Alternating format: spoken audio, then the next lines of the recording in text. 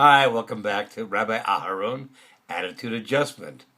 We're going to talk about something today which is a magical secret ingredient and how to ask for and receive the things that you want out of life.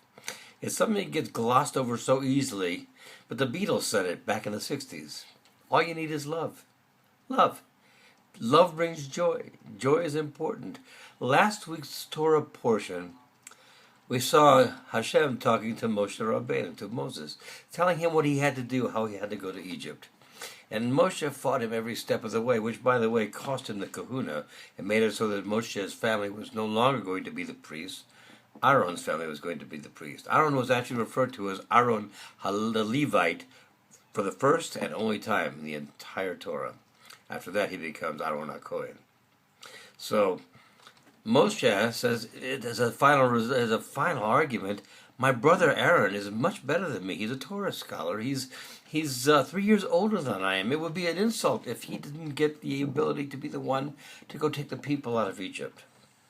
And Hashem said to him, by this time he is pretty angry, look, your brother Aaron is coming to meet you, and he has joy in his heart. How does he know that? We don't know if somebody has joy in their heart, but Hashem, he always knows somebody gets joy in his heart. So here comes Aharon with joy in his heart, going from Levi, which is the people who help the Kohanim, or the high priests, to the priest himself. It's quite a big jump upwards. It's an important thing to remember as we go through life that we have to have joy in our hearts. What is joy? What is joy connected to? It's connected to gratitude. If you have gratitude, if you're happy for what goes on in your life, you'll have joy in your heart.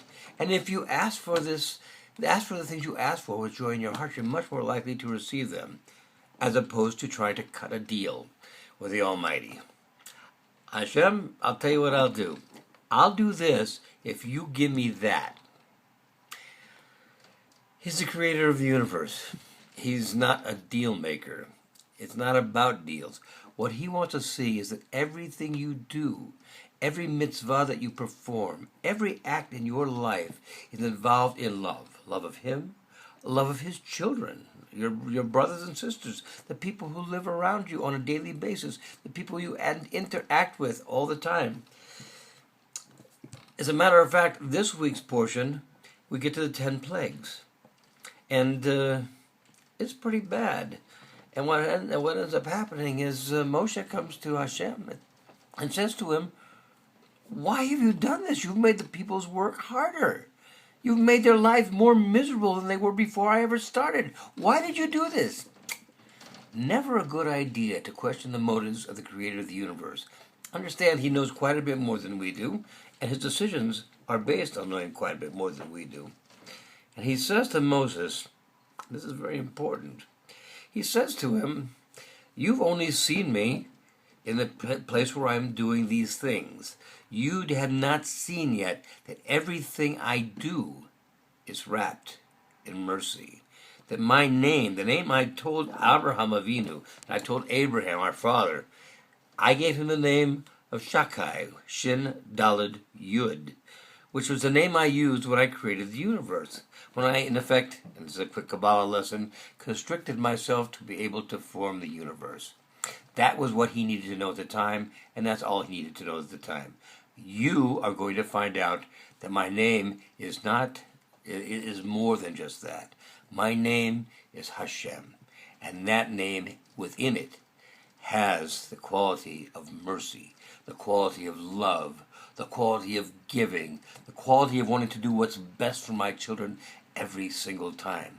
So if we are indeed made B'Tselem Elokim, in the image of God, and if God indeed has no physical shape or form that we can put our hands on or our eyes on, how are we made in the image of God?